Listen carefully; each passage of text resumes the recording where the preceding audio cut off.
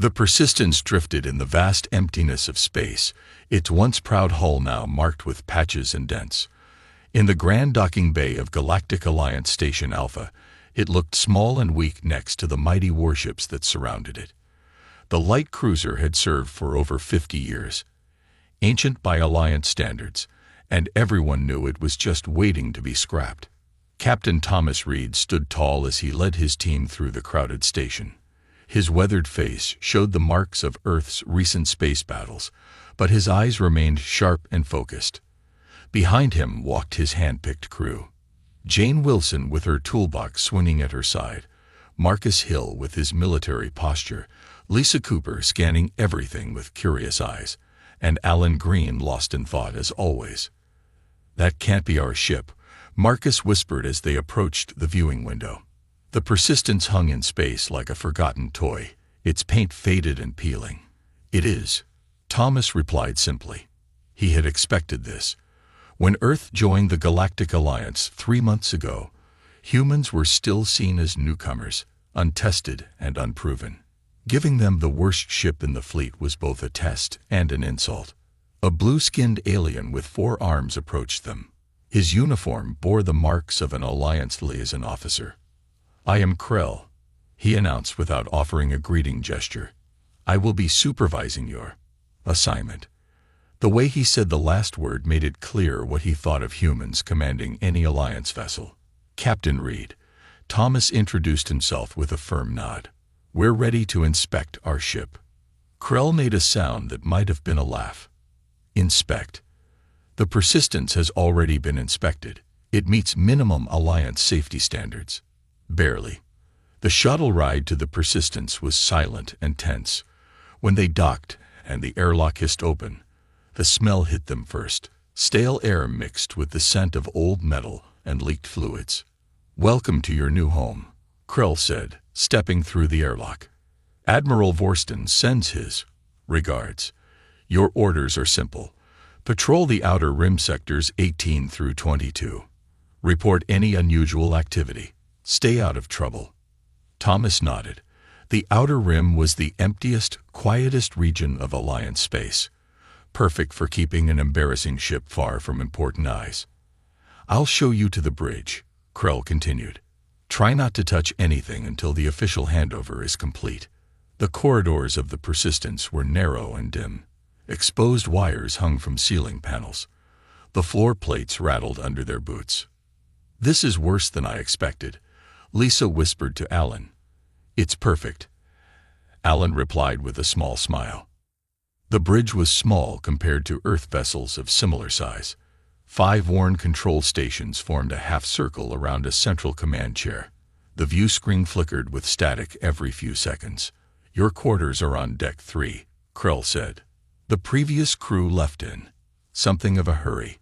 You may find some of their personal items still aboard." "When was this ship last in combat?" Marcus asked, running his hand over a weapons console.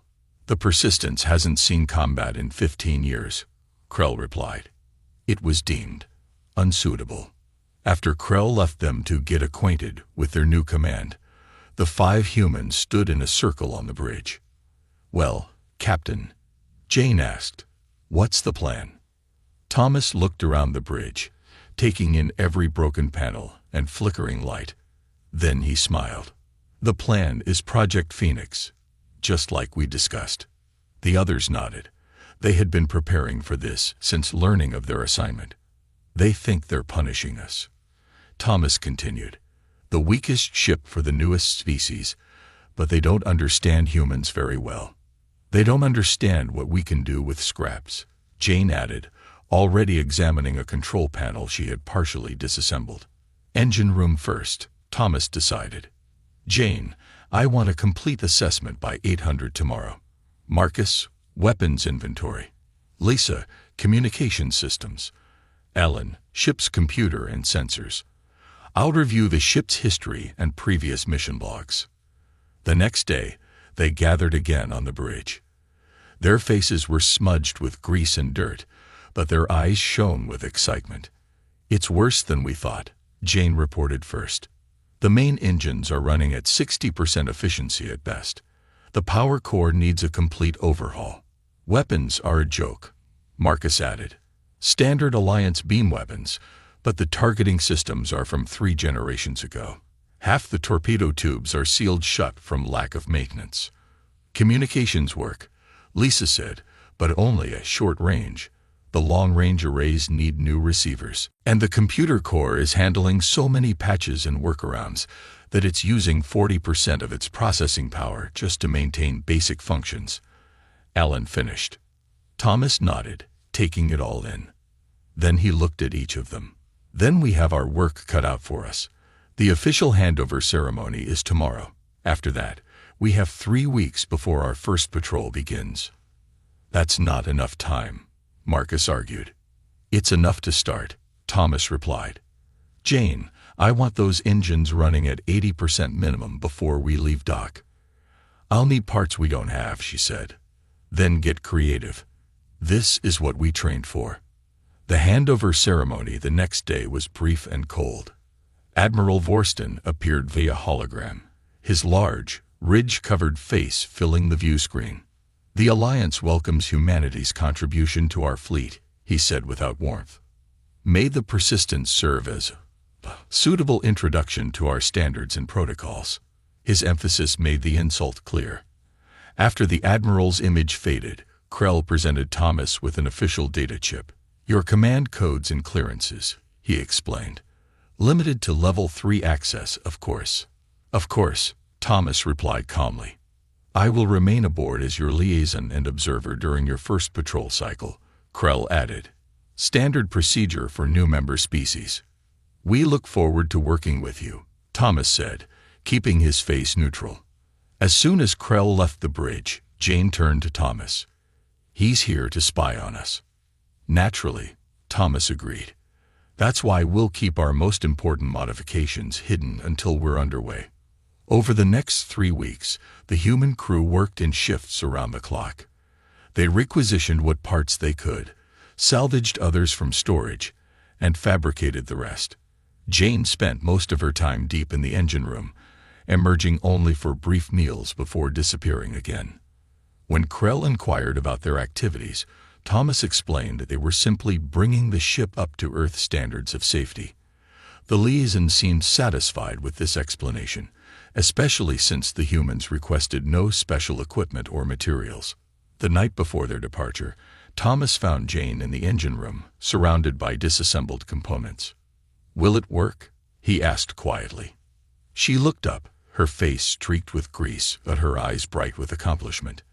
They gave us a floating coffin, she said, patting the newly modified power core. But we're turning it into something they've never seen before. She pointed to the schematics on her tablet. I've reconfigured the matter-antimatter injectors based on Earth's quantum compression theories. The Alliance engineers would never try this. They'd call it too unstable. And is it? Thomas asked. Jane grinned. Only if you don't know what you're doing. As the Persistence prepared to leave dock the next morning, Krell observed the human crew with obvious skepticism. Your patrol route has been programmed into the navigation computer, he said. Try not to get lost. Thomas settled into the command chair, feeling it adjust to his form. Crew status. Engineering ready, Jane reported from her station. Weapons, such as they are, ready, Marcus added with a slight smile. Communications online, Lisa confirmed.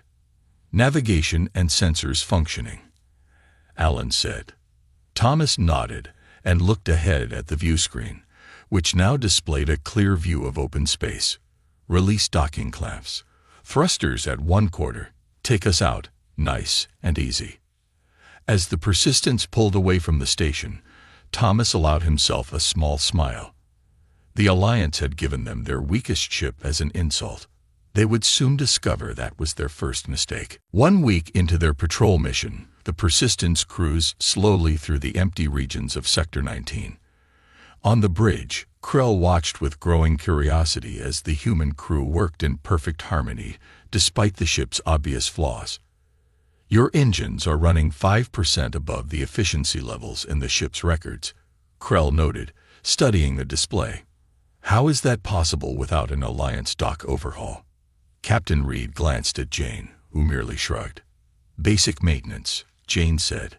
Sometimes all an old machine needs is a little care. Krell didn't look convinced, but he said nothing more. As the liaison officer left the bridge, Thomas turned to his engineer. How much have you actually improved them? Jane grinned. 15% so far. But I told the ship's computer to report only small improvements. No need to make our friends suspicious yet. Thomas nodded with approval. Good thinking. How long until the real work can begin? Tonight, Jane replied. Alan has figured out how to loop the ship's internal sensors. Krell won't see what we're doing in the lower decks. When the night cycle began, the real work started. While Krell slept in his quarters, the human crew gathered in Cargo Bay 3, the farthest room from the liaison's quarters. Status reports, Thomas said quietly. Jane went first. I've prepared the engine modifications. We'll need at least 3 hours of complete engine shutdown to install them. Too risky, Thomas replied. Krell would notice immediately. Not if we do it during the weekly maintenance cycle, Marcus suggested. We're scheduled to power down for 2 hours next cycle. We could extend it by claiming we found an issue. Thomas nodded. Good. What about weapons? Marcus displayed a schematic on his tablet. Alliance weapon systems are designed for specific tasks. Point defense arrays for small targets, main cannons for large ships, and so on. But I've been redesigning them to be adaptable. Adaptable how? Lisa asked. On Earth, we learned to make weapons that can change their function based on the target, Marcus explained. The Alliance never developed this because they prefer specialized ships working together. But since we're alone out here, we need to be able to handle anything. Thomas finished. Excellent. Lisa, communications are interesting, she said. The Alliance uses standard transmission protocols, but their actual code structure is inefficient. I've been rewriting the base code to use Earth's compression algorithms. We'll be able to send 10 times more data in the same transmission window and detect signals that Alliance ships would miss. Alan added. I've been helping Lisa with the sensor arrays. They're designed to look for specific energy signatures, but we're modifying them to detect patterns instead. Thomas looked at each of them with pride. This is exactly why Earth chose each of you for this mission. You're not just experts, you're innovators. Over the next 2 weeks, the human crew worked tirelessly to transform their ship without alerting Krell. The maintenance cycle provided their first big opportunity. When the engines powered down, Jane and her team immediately began installing the new quantum compression injectors. We need more time, Jane reported over her communicator.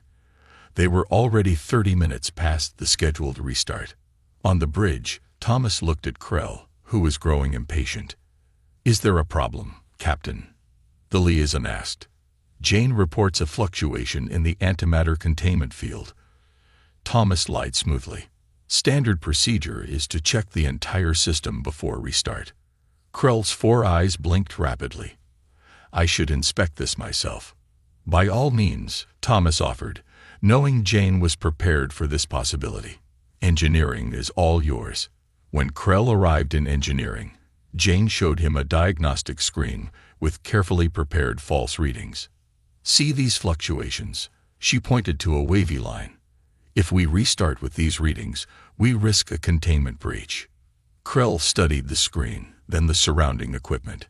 His eyes narrowed. This section looks different than standard Alliance configuration. Jane nodded calmly. We rerouted some power conduits to improve efficiency. It's within Alliance safety protocols, she added quickly.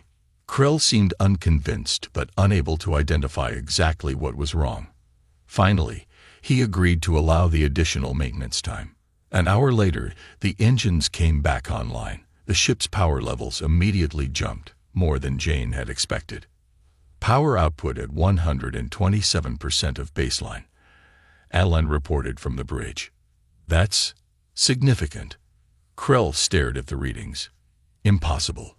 These engines cannot exceed 110% without a complete overhaul. Must be a sensor malfunction, Thomas suggested. Alan, recalibrate the power sensors. Alan pretended to make adjustments. Better now, sir. Reading 108% power. Krell seemed satisfied with this explanation, but later that night, he confronted Thomas in his ready room. Your crew is making unauthorized modifications to an Alliance vessel, Krell stated flatly. This is a violation of Protocol 87C. Thomas didn't deny it. We're making improvements, not violations. The ship still operates within Alliance safety parameters. That is not your decision to make, Krell insisted. I must report this to Admiral Forston immediately. Thomas leaned forward. Before you do that, let me show you something. He led Krell to the sensor lab, where Alan had been working on his own modifications. Alan brought up a display showing a star system they had passed yesterday. This is what the Alliance sensors recorded, Alan explained, showing a basic star map with a few planets. Then he switched to a second display. And this is what our modified sensors detected. The second display showed the same system but with significantly more detail, asteroid fields, small moons, and strange energy patterns near the third planet. What is that? Krell asked, pointing to the energy pattern. We don't know yet, Alan admitted, but the Alliance sensors missed it completely. If it's something dangerous. Krell's face showed conflict. As much as he disapproved of the humans' methods, he couldn't ignore a potential security threat. 1 week, he finally said. I will give you 1 week to prove your modifications have value. If they do not, I will report everything to the Admiral. After Krell left, Thomas gathered his crew in the mess hall. We have 1 week to convince him, he announced. Jane, I need the engines fully upgraded by then. Marcus, weapons systems too. Lisa and Alan, perfect those sensors. We need to show him something that will change his mind. Or we could just lock him in his quarters, Marcus suggested with a half-smile.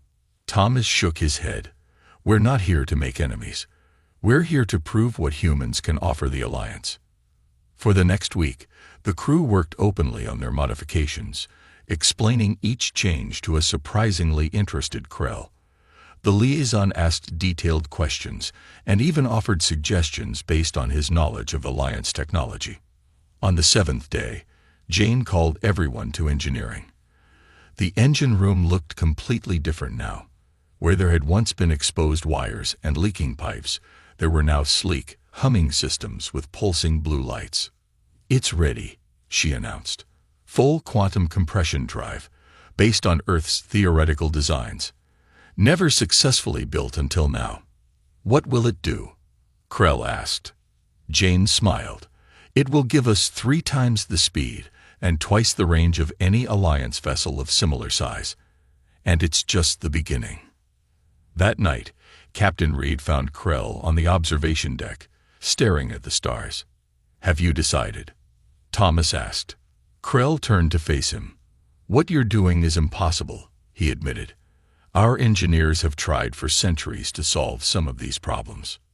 Maybe you've been thinking about them wrong, Thomas suggested. Humans excel at the impossible because we refuse to accept limitations. Krell was quiet for a long moment. I will not report your modifications, he finally said, on one condition. Name it. Teach me, Krell said, his voice softer than Thomas had ever heard it. I want to understand how you think, how you see problems differently. Thomas smiled and extended his hand in the human gesture of agreement. After a moment's hesitation, Krell reached out one of his 4 hands to complete the handshake. The Persistence continued its patrol, but it was no longer the same ship that had left dock. System by system, it was becoming something new, something the Alliance had never seen before. And this was only the beginning. 3 months into their patrol mission, the Persistence had changed dramatically. The once dying ship now hummed with power. Its engines purred like a well-fed cat. The weapons systems, though still limited by their original hardware, now responded with twice their previous speed. And the sensors could detect things no Alliance ship was designed to see. Krell had become an unexpected ally. He spent hours with each crew member, learning their methods and sharing his knowledge of Alliance systems. Today, he stood beside Marcus at the weapons console, watching him adjust targeting parameters. "Your approach defies Alliance military doctrine," Krell observed. "We build separate systems for separate functions. You combine them." Marcus nodded. "On Earth, we learned that specialized systems fail when faced with unexpected situations. Adaptable systems survive." The ship's comm system suddenly blared with an urgent signal. "Captain to the bridge," Lisa's voice called out. Thomas arrived within minutes, followed by Krell and Marcus. Jane and Alan were already there with Lisa, all staring at the main view screen. "What is it?" Thomas asked. "Emergency distress call," Lisa reported. "From Research Station Epsilon. It's near the border of Vorax space." Thomas tensed. Everyone in the Alliance knew about the Vorax, a hostile species that had waged war against the Alliance for generations. Their current peace was fragile at best. "Play the message," he ordered. A distorted voice filled the bridge, broken by static. "Under attack. Unknown vessels. Shields failing. Request immediate assistance. Survivors in the central core." "When did this come in?" Thomas asked. "Just now," Lisa replied. "But the timestamp shows it was sent 6 hours ago." 6 hours? Krell's 4 eyes widened. "No Alliance communication should take that long to reach us." "It didn't come through normal channels," Lisa explained. "It was hidden inside a burst of radiation. Our modified sensors detected the pattern. Standard Alliance ships would have missed it completely." Thomas turned to Krell. "How far are we from Station Epsilon?" Krell checked the navigation console. "At maximum speed, 12 hours. Jane, can we push the engines harder?" Thomas asked. The engineer nodded. "The quantum compression drive is ready for its first full test. We could make it in 6 hours. Are there any other Alliance ships closer?" Thomas asked Krell. The liaison checked the fleet deployment charts. "The cruiser Dauntless and 2 destroyers are responding from Starbase 12. Estimated arrival, 10 hours. Thomas made his decision. "Set course for Station Epsilon. Maximum speed. Alert medical to prepare for casualties."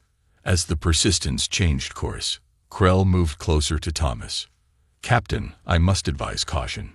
If the Vorax are involved, one small ship cannot." "We're not going to engage," Thomas interrupted. "We're going to rescue survivors. We'll be in and out before the Vorax know we're there." "Alliance protocol would dictate waiting for reinforcements," Krell noted. Thomas met his gaze steadily. "Human protocol dictates rescue. We don't leave people behind." 6 hours later, the Persistence dropped out of faster-than-light travel near Station Epsilon. The research station hung in space like a broken toy. Half of its massive ring structure was simply gone, torn away by weapons fire.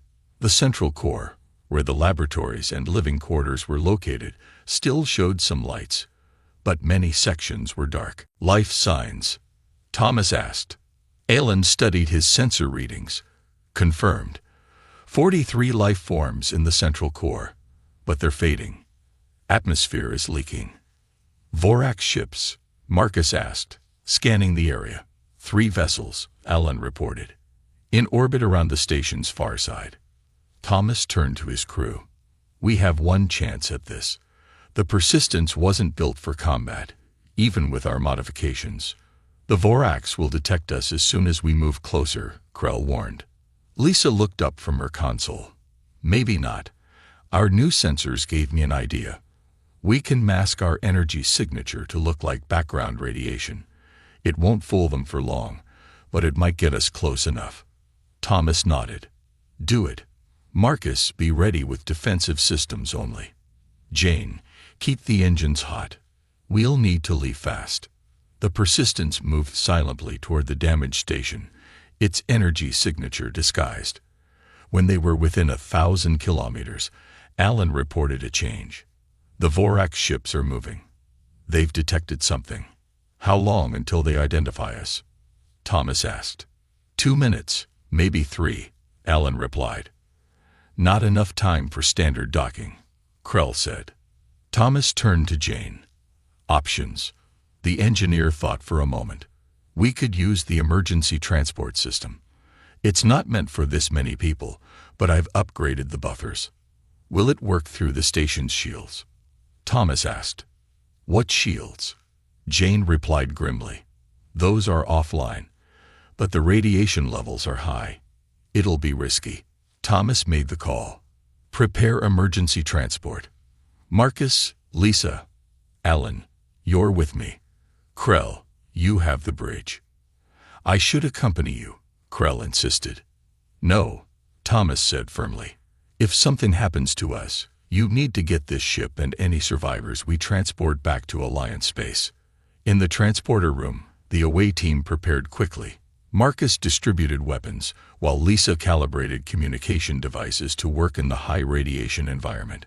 Vorax ships changing course, Krell reported over the comm. They've spotted us. Transport now, Thomas ordered. The team materialized in a dark corridor. Emergency lighting cast red shadows over twisted metal and floating debris. The air was thin, and warning sirens wailed in the distance. This way, Alan said, following his handheld sensor. Life signs are strongest in the central laboratory. They moved quickly through the damaged station, helping injured researchers along the way. Most were too weak to walk, suffering from radiation exposure and injuries. In the main laboratory, they found the remaining survivors huddled around the last functioning life support system. A tall, gray-skinned researcher approached them. Alliance rescue? He asked weakly. Yes, Thomas confirmed. We're transporting everyone out. The Vorax could return any minute. As they organized the survivors for transport, the station shook violently. What was that? Marcus asked. Lisa checked her communicator. The Persistence is under attack. 2 Vorax ships are firing on it. Krell, Thomas called over his comm. Status report. The Vorax have engaged, Krell replied, his voice steady despite the crisis. I'm implementing evasive maneuvers, but our shields cannot withstand direct hits for long. We need 5 more minutes to evacuate everyone, Thomas told him. You have 3, Krell replied. After that, I cannot guarantee this ship will still be here. The away team worked frantically, grouping survivors for emergency transport. As the last group prepared to leave, the station rocked again, harder this time. Direct hit on the station's core, Alan reported. Structural integrity failing. Everyone out now, Thomas ordered. Marcus was helping the last survivor, an injured researcher who couldn't stand, when part of the ceiling collapsed. Without hesitation, Marcus pushed the researcher clear but was struck by falling debris. Marcus, Lisa cried out. Thomas rushed to his weapons officer, who lay pinned under a metal beam. Blood flowed from a gash on his head. Go, Marcus said weakly. Get them out. Not happening, Thomas replied. Together with Alan, he lifted the beam enough for Lisa to pull Marcus free. Transport lock engage, came Jane's voice over the comm. Stand by. As the station began to break apart around them, the rescue team and the last survivors dematerialized in a shimmer of light. Back on the Persistence, the medical team rushed to treat the survivors and the injured Marcus. On the bridge, Thomas found Krell expertly maneuvering the ship away from the Vorax attackers. The 3rd Vorax vessel is moving to intercept, Ellen reported. We can't outrun all 3, Jane said from engineering. Thomas looked at the tactical display. Then he turned to Krell. Remember those modifications we weren't sure would work? It's time to find out. Krell nodded in understanding. The Alliance would never approve. The Alliance isn't here, Thomas replied.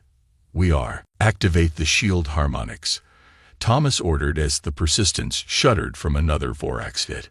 Jane, we need that power modulation now. In engineering, Jane worked frantically at her console. Ready in 5 seconds. The 3 Vorax ships closed in, their sleek, predatory forms visible on the view screen. Their weapons charged for another volley. Harmony sequence engaged, Jane reported. The lights on the bridge dimmed momentarily, then brightened as a new energy pattern flowed through the ship. On the weapons console, Marcus's modified systems came to life. Harmony shields at full power, Alan confirmed. The lead Vorax ship fired. A bright energy beam struck the Persistence, but instead of exploding against the shields, the energy seemed to flow around the ship like water. "It's working," Lisa exclaimed. "Shields absorbing 87% of incoming energy," Alan reported, his voice filled with surprise. "The modified emitters are redirecting the rest." Thomas turned to Krell, who stared at the readings with wide eyes. "This is impossible," Krell whispered. "Shield technology cannot absorb energy like this. It can when you tune the shield harmonics to match the frequency of the incoming weapons," Jane explained over the comm. "The Alliance never tried because your shield doctrine is about deflection, not absorption." Another Vorax blast hit them, stronger than before. "They're adjusting their weapons," Marcus warned from his medical bed. He had insisted on being moved to the bridge, where he lay on a portable cot with medical monitors attached to his chest. His head was bandaged, but his eyes were alert. "Jane, can we use the absorbed energy?" Thomas asked. "Channeling to engines now," she replied. "We'll have a burst of speed in 30 seconds." Thomas studied the tactical display. "We need a clear path. Krell, on my mark. Take us between the lid ship and its wingman." Krell nodded, his four hands moving with precision over the navigation controls. "Now," Thomas ordered. The Persistence surged forward, suddenly accelerating to speeds no Alliance ship of its size could achieve. It slipped between two Vorax vessels before they could react. "Clear path to warp speed," Krell announced. "Get us out of here," Thomas ordered. The stars stretched into lines as the Persistence jumped to faster-than-light speed, leaving the Vorax ships behind. In the sudden quiet of the bridge, the crew exchanged looks of relief and amazement. "We did it," Lisa said softly. "The survivors?" Thomas asked. "Medical reports all 43 are alive," Alan replied. "Some critical, but stable." Thomas turned to Marcus. "That was too close. Your harmony shields saved us all." "Jane's engine modifications gave us the speed," Marcus replied. "And Krell's flying got us clear." Krell seemed surprised at the acknowledgement. "I merely followed the captain's orders." "You're part of this crew now," Thomas told him, official observer or not. Before Krell could respond, the comm system activated. The stern face of Admiral Turkin appeared on the view screen. "Captain Reed," the Admiral's deep voice filled the bridge. "The Dauntless reports you've rescued the Station Epsilon survivors. Explain your actions." Thomas straightened in his chair. "We received their distress call and responded, Admiral." "You were ordered to patrol sectors 18 through 22, the Admiral reminded him. "Station Epsilon is in Sector 25. "Yes, sir. We detected their emergency signal when no other ships could and determined immediate action was necessary." The Admiral's eyes narrowed. "The Persistence is not equipped for rescue operations, especially in Vorax territory. You risked provoking an incident." "With respect, Admiral," Thomas countered. "We saved 43 lives. The station was already under attack when we arrived." "Rendezvous with the Dauntless at coordinates 557 Mark 89, the Admiral ordered. "Transfer the survivors and prepare for inspection." After the Admiral's image faded, Krell turned to Thomas. He did not sound pleased. "No," Thomas agreed, "but we did the right thing." 12 hours later, the Persistence docked alongside the massive cruiser Dauntless. Medical teams transferred the survivors, while Thomas and Krell boarded the larger ship to meet with Admiral Turkin. The Admiral's ready room was spacious and austere. He sat behind a large desk, studying a datapad. 17, he said without looking up. "Sir," Thomas asked. "You've violated 17 Alliance protocols with your modifications," Admiral Turkin stated coldly. He set down the pad and finally looked at Thomas. Then, unexpectedly, he added, and saved 43 lives that would have been lost had you followed them. Thomas remained silent, uncertain where this was heading. The lead researcher from Station Epsilon has requested to speak with you, the Admiral continued. He's waiting in the conference room. In the dauntless conference room, the gray-skinned researcher from the station stood waiting. He looked much better than during the rescue, though still weak. Captain Reed, he greeted Thomas. I am Dr. Vren, Chief Scientist of Project Horizon. Doctor, Thomas nodded. I'm glad to see you recovering. Thanks to you and your crew, Vren replied. But I fear your timely rescue may only delay a greater disaster. Vren activated a holographic display showing the strange device. This is what we were researching at Station Epsilon, he explained. A Vorax prototype weapon we recovered from a derelict scout ship. The hologram zoomed in, revealing complex internal mechanisms. We discovered its purpose just before the attack. Vren continued. It's designed to collapse subspace. Admiral Turkin, who had entered silently, stepped forward. Collapse subspace. Are you certain? Completely, Vren confirmed. If deployed, these weapons could render vast regions of space impassable. Planets would be cut off from each other. The Alliance would be fragmented. The Vorax attacked to recover the prototype, Thomas realized. Yes, Vren nodded. But our data indicates they have already built more. We detected energy signatures consistent with these weapons at 3 locations deep in Vorax space. The Admiral's face darkened. How long before they can deploy them? Weeks, Vren replied. Perhaps days. Admiral Turkin turned away, his posture rigid. I must alert High Command immediately. Captain Reed, Officer Krell, remain here. After the Admiral left, Vren studied Thomas with curious eyes. I've heard about your ship, the scientist said. How you've modified it beyond Alliance specifications. Word travels fast, Thomas remarked. Among scientists, yes, Vren smiled slightly.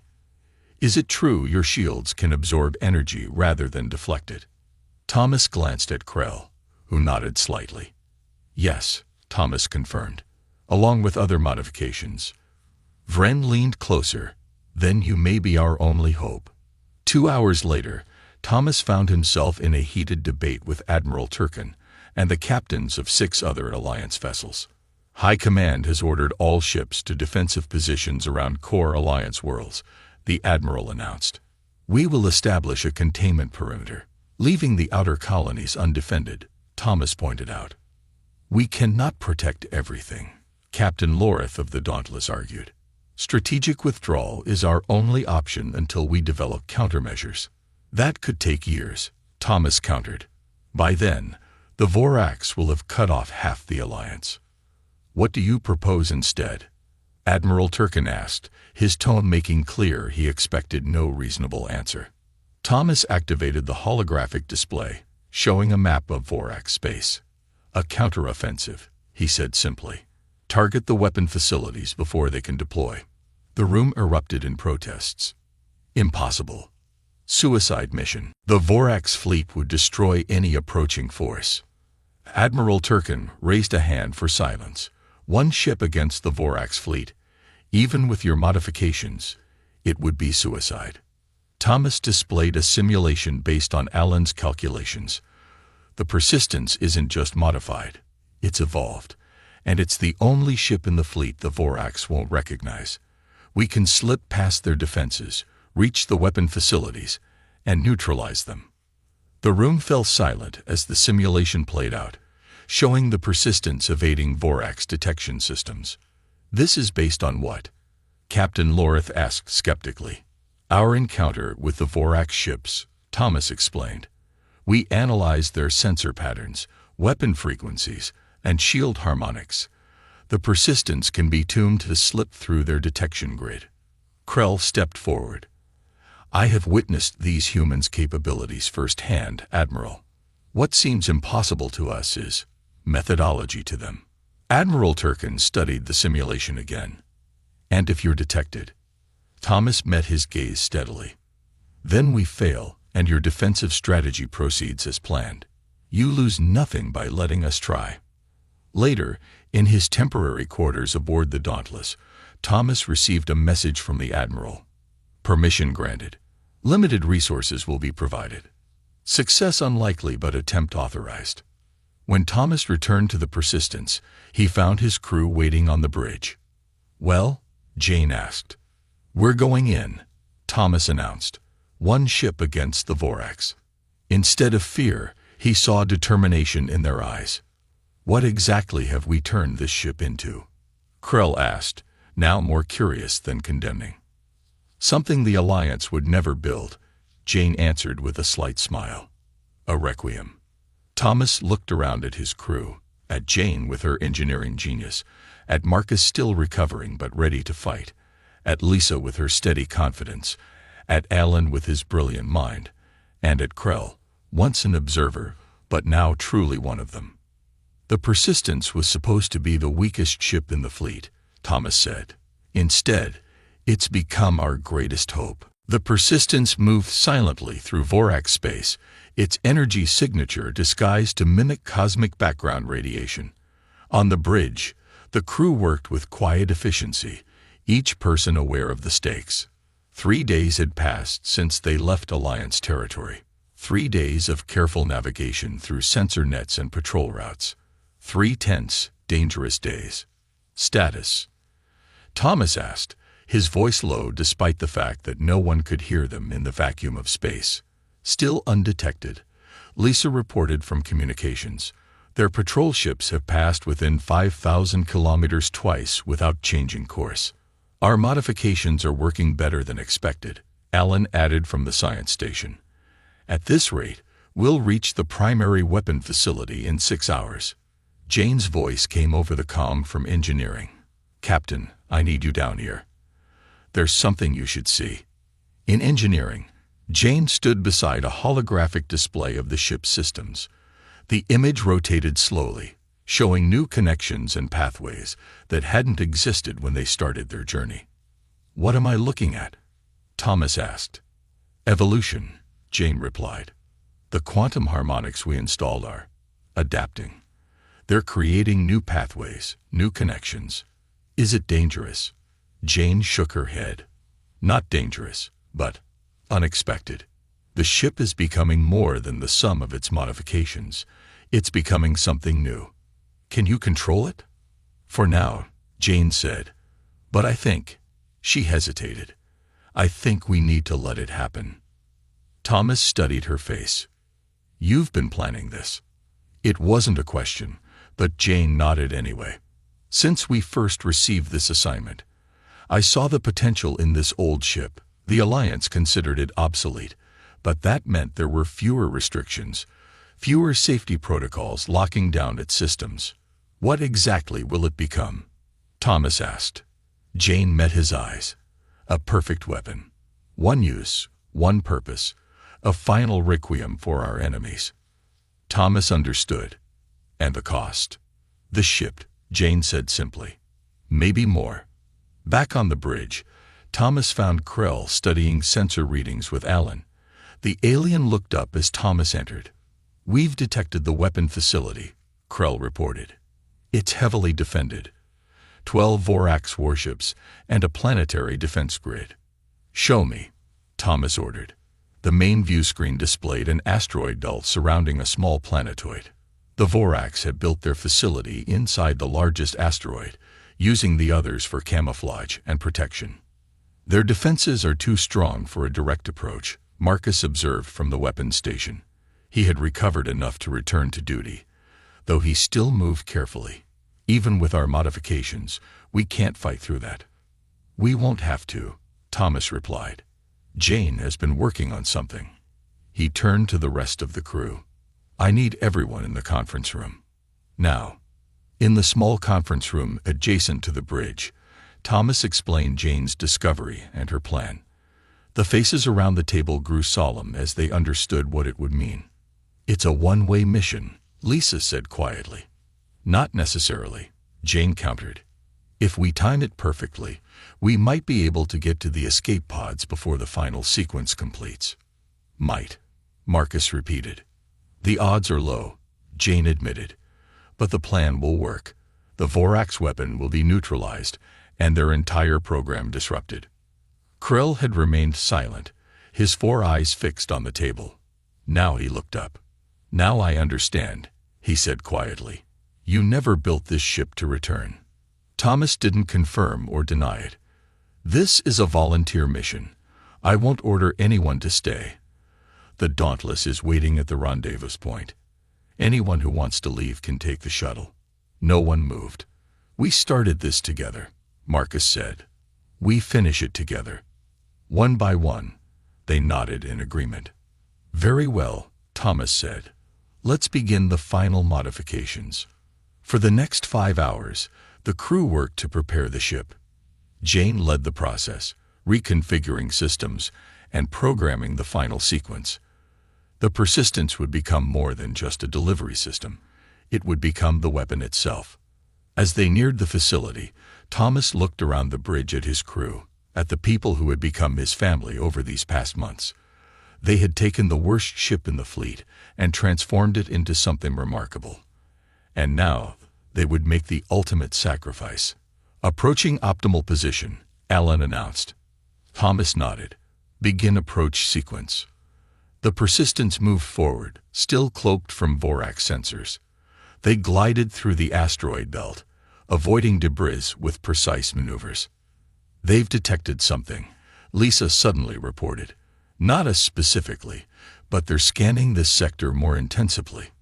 "Time to target?" Thomas asked. 4 minutes, Krell replied from navigation. "Maintain course," Thomas ordered. "Jane, status." "Final sequence ready," she reported from engineering. "I set the triggers. Once we're in position, the process will be irreversible." The Persistence continued its approach, drawing closer to the massive asteroid that housed the Vorax weapon facility. They were less than 2 minutes away when everything changed. Multiple ships moving to intercept. Marcus called out. "They'd spotted us." The view screen showed 3 Vorax vessels breaking formation, turning toward the Persistence with weapons charging. "They're hailing us," Lisa reported, surprise in her voice. "Open a channel," Thomas ordered. The image of a Vorax commander appeared on screen. The alien's reptilian features were set in a snarl. "Alliance vessel," the commander hissed. "You have entered Vorax space illegally. Surrender immediately or be destroyed." Thomas looked at his crew, then back at the Vorax. "I'm afraid we can't do that." He signaled Lisa to cut the transmission. "They're locking weapons," Marcus reported. "Jane, we need the final sequence now," Thomas ordered over the comm. "We're not in optimal position," she protested. "It's now or never," Thomas replied. "Vorax ships firing," Marcus shouted.